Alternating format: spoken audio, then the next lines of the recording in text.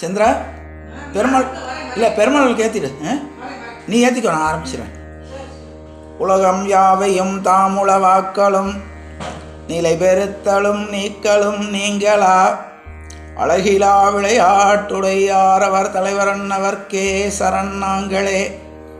அஞ்சிலே ஒன்று பெற்றான் அஞ்சிலே ஒன்றை தாவி அஞ்சிலே ஒன்றாராக ஆரியற்காக ஏகி அஞ்சிலே ஒன்று பெற்றான் அங்கு கண்டு அயலாரூரில் அஞ்சிலே ஒன்றை வைத்தான் அவன் நம்மை அழித்து காப்பான்.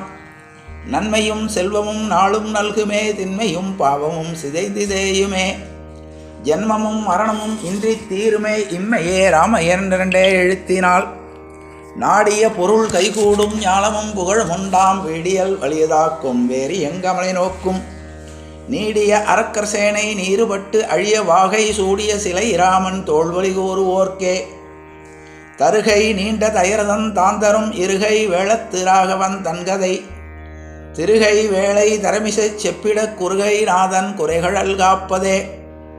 வான் நின்று இழிந்து வரம் விகந்த மாபூதத்தின் வைப்பு எங்கும் ஊனும் உயிரும் உணர்வும் போல் உள்ளும் புறத்தும் உளனென்ப கூணும் சிறிய கோத்தாயும் கொடுமை இழைப்ப கோல் துறந்து காணும் கடலும் கடந்து இமையோர் எடுக்கன் தீர்த்த கடல் வேந்தன் மும்மைசால் உலகுக்கெல்லாம் மூல மந்திரத்தை முற்றும் தம்மையே தமர்க்கு நல்கும் தனிப்பெரும் பதத்தை தாமே இம்மையே எழுமை நோய்க்கும் மருந்துமாம் ராமன் என்னும் செம்மைசேர் நாமம் தன்னை கண்களிலே தெரியக் கண்டான். ஸ்ரீராம ராம ராமே தீரமே ராமே மனோரமே சகசிரநாம தத்துல்யம் ராமநாம வராணனே ராமநாம வராணனவோம் நமயிதி. எல்லோருக்கும் அடியனுடைய நமஸ்காரம். போன வாரம் வரை பாதுகாப்பட்ட விஷயம் வரைக்கும் பார்த்தோம். கிட்டத்தட்ட பாலகாண்டமும் அயோத்தியா காண்டமும் நிறைவுற்று விட்டது. இனிமே தான் ஆரண்ய காண்டத்துக்கு போக போகிறோம். இனிமே தான் கிளைமேக்ஸ் எல்லாம் ஆரம்பம். ராமாயணத்தினுடைய உச்சகட்டமான இது ஆரண்ய காண்டமும் யுத்த காண்டமும் தான். பாலகாண்டத்தில் பெருமாள் எப்படி வளர்ந்தார், அவர் அவதாரம் பண்ண காரணம் என்ன, இதை பற்றி பார்த்தோம். அயோத்தியா காண்டத்தில் ஒருவனுக்கு துன்பம் வந்ததுன்னா அதை எப்படி தாங்கிக்கணுங்கிற பக்குவத்தை ராமர் நமக்கு கற்றுக் கொடுத்தார். ராமாயணம் நமக்கு கற்றுத்தர்றது ரெண்டு விஷயம் பேசிக். ஒரு இல் ஒரு வில் ஒரு சொல் தான் ராமனுடைய இது. இல்வாழ்க்கையில் ஒருத்தி வில் எடுத்தால் அஸ்திரத்தை பிரயோகம் பண்ணும்போது ஒரே அஸ்திரம் தான், ரெண்டாவது அஸ்திரம் பிரயோகம் பண்ணக்கூடாது. ஒரு சொல் சொன்ன சொல்ல காப்பாற்றணும். பின்னால் வாலி சொல்லும்போது சொல்லுவான், வாய்மையும் மரபும் காத்து மண்ணுயிர் துறந்த வள்ளல் தூயவன் மைந்தனேனர். ராமனுக்கு எந்த இடத்துல பிறக்கிறதுங்கிறது ஒரு பெரிய கன்ஃபியூஷன் இல்லையா? இப்போ நம்மளாம் கர்மானால் பிறக்கிறோம். நம்ம என்ன போன ஜென்மத்தில் பண்ண பாவ புண்ணியங்களோட அடிப்படையில் ஒரு தாயார் தகப்பனார் வயிற்றில் பிறக்கிறோம். பெருமாள் என்ன கர்மாவுக்காக பிறக்கிறார்? இல்லை, காரணத்தோடு பிறக்கிறார். நம்ம பிறந்த காரணம் நமக்கு தெரியாது. அதான் கண்ணதாசன் அழகாக சொன்னான், நான் பிறந்த காரணத்தை நானே அறியும் முன்னே நீயும் வந்து ஏன் பிறந்தாய் செல்வ மகனே. இப்போ நம்மளாம் பர்பஸ் இல்லாமல் வந்திருக்கோம். நாம் தான் அந்த பர்பஸ் ஆக்கிக்கணும் இல்லையா? நம்ம பிறந்துட்டோம், ஏன் பிறந்தேன்னு எனக்கே தெரியலம்போ. அப்போ நாம் பிறந்ததை ஒரு காரணத்தை நம்ம உருவாக்கிக்கிறோம். நம்ம பிறந்ததுக்கு ஏதாவது செஞ்சுட்டு போகணும், இந்த பூமியில் தர்மம் பண்ணணும், ஒரு நல்ல காரியம் பண்ணணும், நல்லதுன்னு. ஆனால் பகவான் அப்படி பிறக்கல. அவர் பர்பஸோடையே பிறக்கிறார். என்ன பர்பஸ்ஸு? துஷ்ட நிகிரகம் சிஷ்ட பரிபாலனம். துஷ்டர்களை அழிப்பதற்காகவும் பக்தர்களை காப்பதற்காகவும் பகவான் அவதாரம் பண்ணுறார். துஷ்டர்கள் பெருகி அவளை நம்ம சமாளிக்க முடியாட்டி, நாமளே சமாளிக்க முடிஞ்சால் பகவான் விட்டுடுவார். எதிரியை நீயே பார்த்துக்கணும். இப்போ நாம் சொல்கிறோம், திக்கற்றவருக்கு தெய்வமே துணை. என்ன ஒருத்தன் அடிக்க வரான், வெளியாரை வலியார் அடித்தால் வலியாரை தெய்வம் அடிக்கும். அப்போ தன்னால் எதிர்த்தாக்குதல் பண்ண முடியாத சூழ்நிலையில் அப்போ நம்ம பகவான்கிட்ட தான் முறையிடுவோம். அப்படித்தான் அசுரர்களுடைய இதை ரிஷிகள் மற்ற பக்தர்கள்லாம் போய் பகவான்கிட்ட முறையிடுறாங்க.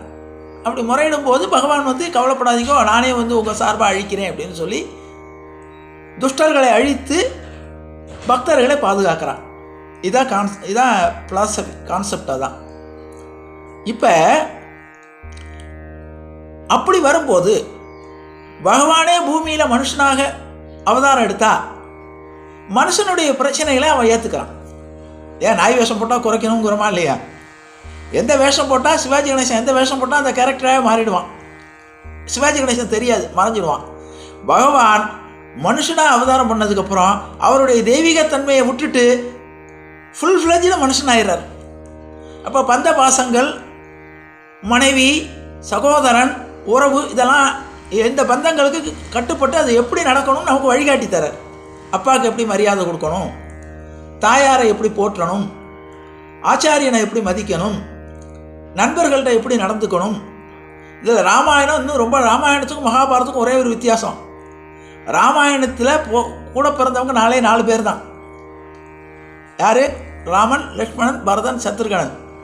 ராமர் என்ன பண்ணார்னா எக்ஸ்டெண்டட் ஹிஸ் ரிலேஷன்ஷிப். குகனை தம்பியாக ஏற்றுட்டார், சுக்ரீவனை சகோதரனாக ஏற்றுட்டார், விபீஷணனை ஏற்றுட்டார்.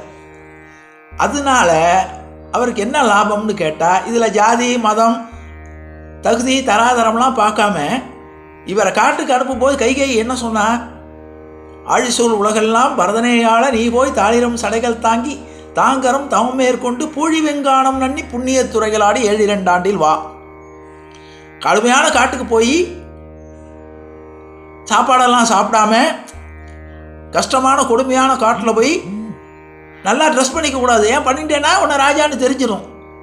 மர உரிய தரிச்சுண்டு சன்னியாசி கோலத்தில் நீ போய் 12 வருஷம் காட்டில் இருந்துட்டு பின்னால் வானா, அது வரைக்கும் பரதன் ஆளுவான். இது கைகேயி வாங்கின வாரம் தசரதன் சொன்னதாக சொன்னான். இதுக்கு நாமளாக இருந்தால் என்ன சொல்லியிருப்போம்? அப்பா போய் பார்க்குறேன், நேற்று தானே சொன்னார், அதுக்குள்ளே என் பேச்சு மாறுறாரு, இப்போயே போய் நான் கேட்டு வரேன். அவன் என்ன சொன்னான்? ராமன், மன்னவன் பணி என்றாயும் நும்பணி மறுப்போனோம். அம்மா அப்பா சொல்லணுமாம்மா? அப்பா சொன்னார்னு சொல்லிட்டாவே அதுக்கு மேலே என்ன இருக்குது எனக்கு? என் பின்னவன் பெற்ற செல்வம் அடியினேன் பெற்றதன்றோம். இதை நல்லா அண்டர்லைன் பண்ணிக்கணும். என்னுடைய தம்பி நாட்டாண்டானா நான் ஆண்டா என்ன? இப்பொழுதே உன் பணியை ஏற்றுக்கொள்கிறேன். மின்னொளிர் காணம் நன்னி இப்போதே விடையும் கொண்டேன். இவன் நாளைக்கு காலம்புற எல்லாத்தையும் தயார் பண்ணிட்டு போங்கிறா, ட்ரெஸ் எல்லாம் மாற்றிண்டு. அவன் என்ன சொன்னான்? இவன் சொன்ன உடனே இந்த காதில் விழுந்த உடனே தன்னுடைய கிரீடத்தை கழட்டி தாயார் பாதத்தில் வச்சுட்டு இப்போவே நான் புறப்படுறேன்ட்டு புறப்பட்டான். இதை அழகாக பார்த்தோம் அயோத்தியா காண்டத்தில். போன ராமன் தெரியும், குகனை சகோதரனாக ஏற்றுட்டான்.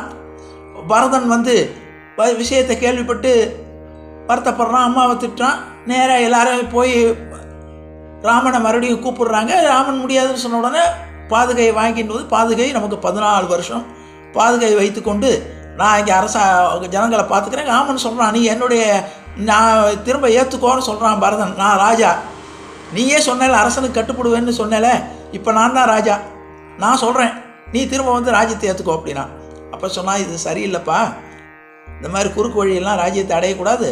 நான் அப்பாவுக்கு சங்கல்பம் பண்ணியிருக்கேன், 14 வருஷம் காட்டுக்கு போயிட்டு 14 வருஷம் காட்டுக்கு போயிட்டு தான் வருவேன்னு. 14 வருஷம் வனவாசத்தை முடிச்சுட்டு நான் வரேன்னார்.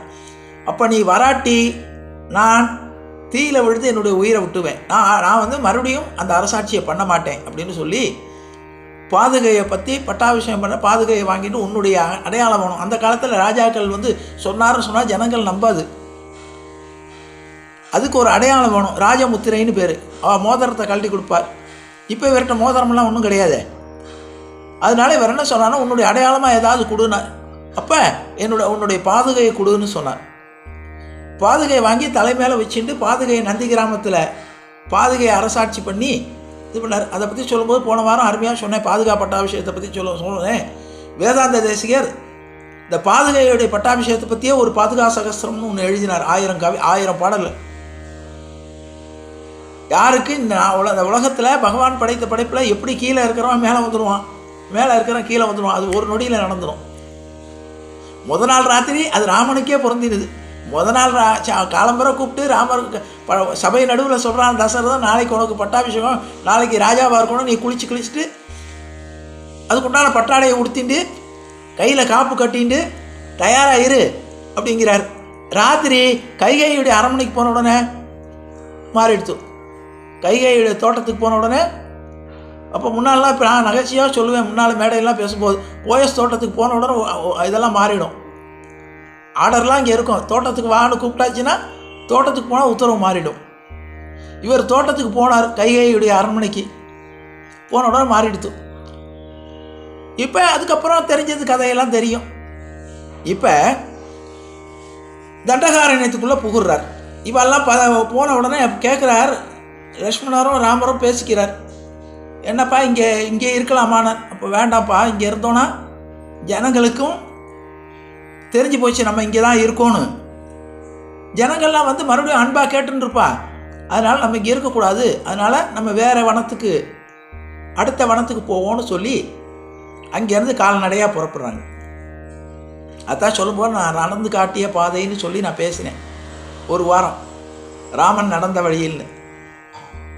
ராமன் எங்கெங்கெல்லாம் போனான்னு அந்தந்த இடங்களை பற்றி சொன்னோம். ஜாகிரபிக்கல் ஈவெண்ட்டோடு சொன்னேன். புஸ்தகத்தில் இருந்து எடுத்து எந்தெந்த ஊர் அது இப்போ எங்கே இருக்குன்னு இன்றைக்கி. அதனால தான் நம்ம ராமாயணம் கதைன்னு சொல்லக்கூடாது.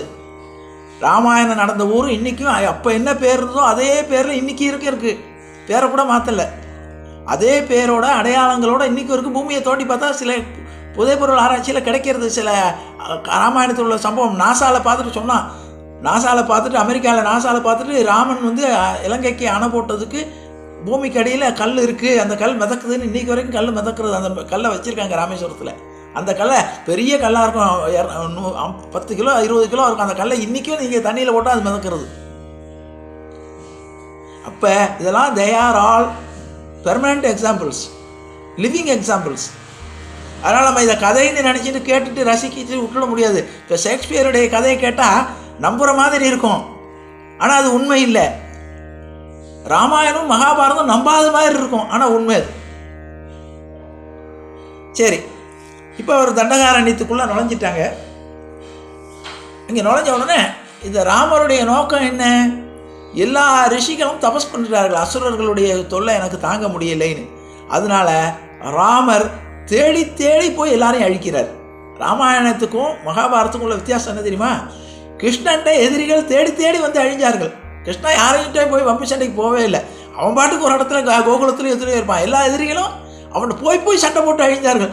ராமன் அப்படி இல்லை, தேடி தேடி போய் அழிச்சான். இப்போ தண்டகாரண்யத்துக்குள்ளே நுழைஞ்ச உடனே இப்போ நான் தண்டகாரண்யத்தில் உள்ள ஒரு மகரிஷி இருக்கார், அத்ரி மகரிஷின்னு பேர். அவருடைய மனைவி அனுசூயை. நமக்கு ஒவ்வொரு பேருக்கும் காரணம் இருக்கும். நம்ம இந்து மதத்தில் ஏதோ பேர் ஜானு ஜோசப்புன்னு சொல்ல மாட்டோம். ஒரு பேர் சொன்னால் அந்த பேருக்கு காரணம் இருக்கும். திரினா 3 வகையான குணங்கள் நமக்கு எதிரி. ராமானுஜர் சொல்லும்போது சொல்வார் முக்குறும்பும்பர். 3 வகையான கர்வம் ஒருத்தனுக்கு ஏற்படும். என்னென்ன கர்வம் தெரியுமா? வித்யா கர்வம், ஐஸ்வர்ய கர்வம், குலகர்வம். இதான் முக்குறும்புன்னு சொல்லுவார். இந்த முக்குறும்பை அறுத்தவனுக்கு மோட்சம் நிச்சயம். முக்குறும்புனா என்ன? ஒருத்தனுக்கு செல்வம் இருக்குங்கிற கர்வம் வரும். அந்த கர்வத்தை பகவான் எப்படி தெரியுமா ஒடிப்பான்? இந்த ஜென்மத்திலே ஒடிச்சிருவான். எப்படி இருக்கான்னா, ஒரு 500 ரூபாய் நோட்டை வச்சுட்டு ஹோட்டலுக்கு சாப்பிட போனான்னா அவனுக்கு சாப்பாடு கிடைக்காது. முன்னாலாம் சொல்லுவான் சில்லறை எடுத்தாலும் சாப்பிட வாங்கன்னு போர்டு போட்டிருப்பான். பஸ்ஸில் 500 ரூபா நோட்டு இருக்கும். பஸ்ஸில் ஏறினீங்கன்னா 5 ரூபாக்காரனா மரியாதையாக கூப்பிடுவான் கண்டக்டர். கொடுங்க சார், 5 ரூபா சில்லறை இருக்கா, கொடுங்க சார், சில்லறை உள்ளவங்க கொடுங்க அப்படிமா. 500 ரூபா நோட்டுனா ஏயா காலகாலத்தால் வந்திருக்கியே அப்படிமா. அப்போ 500 ரூபா நோட்டுக்கு கண்டக்டர்கிட்ட மதிப்பு இல்லை, 5 ரூபா காயினுக்கு அவன்கிட்ட மதிப்பு இருக்கும். சில்லறை இருந்தால் கொடுங்க சார், நீங்கள் முதல்ல கொடுங்கன்னு அவனுக்கு டிக்கெட் கொடுப்பான். 500 ரூபாக்கான இரு கடைசியாக தரேன். அப்போ நம்முடைய பணம் நமக்கு உபயோகம் இல்லாமல் போய்விடுகிறது. இப்போ சமீபத்தில் பார்த்தோம் டிமானிட்டேஷனில் திடீர்னு 500 ரூபா நோட்டு 1000 ரூபா நோட்டு செல்லாதுன்னு உடனே ரூபாய் வச்சுட்டு இருக்கணும், அது பேப்பராக எடுத்து. அப்போ என்ன காரணம்னு கேட்டால் பணம்ங்கிறது சாஸ்வதம் இல்லை. அப்போ அந்த கர்வம், பணம் இருக்குங்கிற கர்வம் நமக்கு உண்டானதுன்னா அதை பகவான் இந்த ஜென்மத்திலே உன்னுடைய பணம் உனக்கு உபயோகப்படாதுன்னு காட்டிவிடுவான். சரி, அடுத்தது குலகர்வம். நான் நல்ல ஜாதியில் பிறந்துட்டேன், நான் உயர்ந்த ஜாதிங்கிற கர்வம் இருந்ததுன்னா அந்த கர்வத்தை எப்படி உடக்குவான்னா, ஒருத்தர் தாழ்ந்த ஜாதிக்காரன் நமக்கு தெரியாத விஷயத்த சொல்லுவான். அப்போ நம்ம கர்வம் அடிபட்டு போயிடும். இது ஆதிசங்கரர்லேருந்து ராமானுஜர்லேருந்து எல்லாருக்கும் ஏற்பட்டிருக்கு. ஒரு நிமிஷம் அந்த கர்வம் வந்ததுன்னா அந்த கர்வத்தை பகவான் நீ ஜாதியில் உயர்ந்தவனாக உன்னை படைச்சிருக்கிறது எதுக்குன்னா கீழ் ஜாதி உள்ளவனுக்கு விஷயத்தை சொல்லி அவங்கள பகவான் பக்கம் திருப்புறதுக்கு தான் நமக்கு டியூட்டி. நான் உயர்ந்தவன் அதனால் மற்றவனை மதிக்க மாட்டேன்னு சொன்னோன்னா நாம் பகவான் நம்ம கர்வத்தை ஒடுக்கிடுவான். இதில் ஒரு பெரிய விசேஷம் என்னன்னு கேட்டால் ஐஸ்வர்ய கர்வம்ங்கிறது நம்ம ஆயுசு முடியறதுக்குள்ளே ஒடுக்கிடும். ஏதாவது ஒரு இடத்துல நமக்கு பாடம் கிடைச்சிடுவான். குல கர்வம் நம்முடைய ஆயுசு பூரா தொடரும். ஏன்னா பிராமணா அப்புறம் தான் சாகிறது வரைக்கும் பிராமணன் தான். அதனால் அந்த கர்வம் வந்து ரொம்ப நாள் இருக்குமா. அந்த கர்வத்தை பகவான் ஒரு கட்டத்தில் உடைச்சிடுவான். இன்னொரு கர்வம் இருக்குது, அதான் வித்யா கர்வம்னு பேர். இந்த வித்யா கர்வம் அழிகிறதுக்கு 7 ஜென்மம் ஆகுமா. நான் நல்லா படிச்சிருக்கேன், கெட்டிக்காரன், என்னை விட அறிவாளி இல்லைன்னு ஒருத்தன் சொன்னான்னா வள்ளுவன் அழகாக சொன்னான், ஒருமையில் தான் கற்ற கல்வி எழுமையும் ஏமா புடைத்துனா. ஒரு ஜென்மத்தில் ஒருத்தன் படித்தான்னா அது 7 ஜென்மத்துக்கு அவனுக்கு அந்த கல்வி பலன் தருமா. அந்த கல்வியுடைய இன்றைக்கி நான்லாம் பேசுகிறேன்னா ஏதோ போன ஜென்மத்தில் 10 கண்டு பலன் தந்தது, இந்த ஜென்மத்தில் அவனு படிச்சிக்கல, எனக்கு யாரும் சொல்லித்தரல அதிகமாக. அப்போ ஒரு ஜென்மத்தில் ஏதாவது ஒரு கல்வியை படித்தோன்னா அவனுக்கு அடுத்த ஜென்மத்தில் அது தொடரும். அடுத்த ஜென்மம் அப்படி 7 ஜென்மத்துக்கு அது பலன் கொடுக்குமா கல்வி. அதே மாதிரி அவனுக்கு கல்வியில் கர்வம் வந்ததுன்னா அது 7 ஜென்மத்துக்கு அவனுக்கு தொடருமா. அதுக்காக பகவான் என்ன பண்ணுவார்னா சாதாரண தன்னை விட ஒன்றுமே அறிவு இல்லாத ஒருத்தனை வச்சு அவனை கர்வத்தை ஒடுக்குவாரான். அதனால் அந்த முக்குறும்புன்னு பேர். அந்த கல்வி, அறிவு, படிப்பு, அதுக்கு அடுத்த ஸ்டேஜ் ஞானம். அந்த ஞானம்ங்கிறது வந்துருச்சுன்னா இந்த கர்வமெல்லாம் போயிடும். முதல்ல நம்ம என்ன பண்ணுவோம், படிப்பாக இருக்கும். அது படிப்புனா என்ன அர்த்தம்னா படிந்து கற்றுக்கிறது, அதுதான் படிப்பு. அடுத்தது அதில் என்ன இருக்குதுன்னு அறியறது. எப்பொருள் யார் யார் படிக்கணும் அப்பொருள் மெய்ப்பொருள் காண்பது அறிவு. படித்ததை தன்னுடைய மூளையை அதில் செலுத்தி இதில் எது நல்லது கெட்டதுன்னு பிரித்து அறியறது, அதுக்கு பேர் அறிவு. அறிஞ்சதுக்கப்புறம் அதை கல்வி, அதுக்கு பேர் அடுத்த ஸ்டேஜ் கல்வி. கல்வின்னா என்ன அர்த்தம்னா அவன் அடுத்தவனுக்கு கற்றதை தானமாக கொடுப்பான். தான் கற்றுட்ட விஷயத்தை அடுத்தவனுக்கு கொடுக்கறது, அது கல்வி. இது மூணு ஸ்டேஜ் மூறின உடனே 4வது ஸ்டேஜ் அவனுக்கு ஞானம் வந்துடும். ஞானம் வந்துருத்துனா அப்படியே அடங்கிடுவான். அதுக்கப்புறம் அவன் சொற்பொழிவு பண்ண மாட்டான், அடுத்தவனுக்கு புத்தியும் சொல்ல மாட்டான், அவன் அதை அனுபவிக்க ஆரம்பிச்சிடுவான். அந்த ஞானம்ங்கிறது வரும்போது இந்த கல்வி, படிப்பு, அறிவு, இது 3ல் இருக்கக்கூடிய கர்வமும் போயிடுத்துனா ஞானம் ஆகிடும். அவன் ஞானி ஆகிடுவான். அவன் பேசவே மாட்டான். அவன் கண்ணால் பார்த்தாவே அனுகிரகம் ஆகிடும், அவன் தொட்டாவே அனுகிரகம் ஆகிடும் எதுவுமே. அப்போ இந்த 3 வகையான இதை சொல்கிறார். அந்த 3ஐயும் அடைய விடாமல் நம்மளை கெடுக்கிறது என்னென்னா காமம், வெகுளி, அவா. காமம்னா 2 அர்த்தமும் இருக்குது. ஒன்று இச்சையினால் ஏற்படுற காமம், பொருள்கள் மேலே ஏற்படுற காமம். அடுத்தது வெகுளி, கோபம். அடுத்தது அவா, பேராசை. இந்த 3ம் நம்முடைய மோட்சத்துக்கு போகக்கூடிய தடைக்கல். இது எல்லா மதத்துலேயும் சொல்லியிருக்காங்க, எல்லா ஞானிகளும் சொல்லியிருக்காங்க. இந்த திரின்னு பேர் இதுக்கு. திரினா 3, இங்கிலீஷில் மாத்திரம் இல்லை, சான்ஸ்கிரிட்லேயும் திரினா 3. அப்போ திரியை கடந்தவர் அத்ரி. இந்த 3 இதையும் கடந்தவர் அத்ரி மகர்ஷி. அவருடைய மனைவி அனுசுயை. அனுசுயைனா என்ன பேர் தெரியுமா?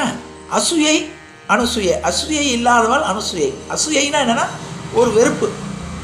எனக்கு அசுசியாக இருக்குது, எனக்கு அதை பார்த்தா அப்படின்னு சொல்கிறோமா இல்லையா? சொல்லும்போது சொல்லுவோம், எனக்கு அதை பார்த்தா அசுயாக இருக்குது அப்படின்பா. இந்த இடத்துல ஒரு செகதியில் காலம் வச்சு அசுயாக இருக்குது எனக்கு. அசுயைனா ஒரு அருவறுப்பு. எந்த இதன் மேலேயும் அருவறுப்பு இல்லாதவள், எதையும் அருவறுப்பாக பார்க்காதவள் அனுசுயை. அப்படிப்பட்ட அத்ரியமனுடைய மனசு அனுசுயை. இந்த அனுசுயை பெரிய கதை. இது அனுசுயிட்ட பதிவிரதேவ பத்தாக பணிவிட பண்ணிட்டு 2 பேரும் எப்படி மேட் ஃபார் ஈச் அதர் அப்படி பணிவிட பண்ணிட்டு இருக்கா. தாயார் பணிவிட பண்ணக்கூடிய தாயார் கேட்டாலாம், சுவாமி நான் உங்களுக்கு எப்படி பணிவிட பண்ணுறேன்னு. நீ என்னத்தை பண்ணுற, அனுசூயை பண்ணுற மாதிரி இல்லைன்ட்டார். உடனே 3 தேவதைகளுக்கும் கோபம் வந்துருத்தான்.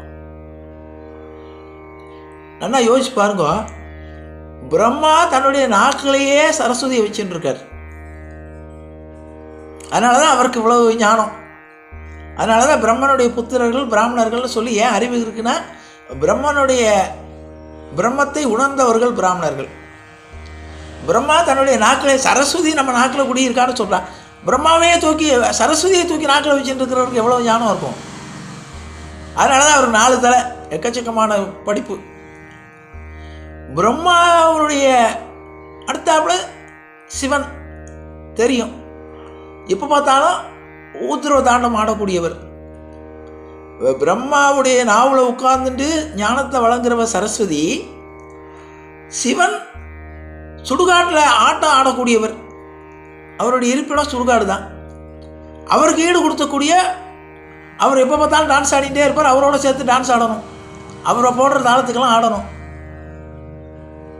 மகாலட்சுமி கேட்கவே வேண்டாம். சதாசர்வ காலமும் இவர் படத்தில் அழகா பையத்து என்ற பரமன் அடிபாடி நாச்சியார் பண்ணலாம் இல்லையா.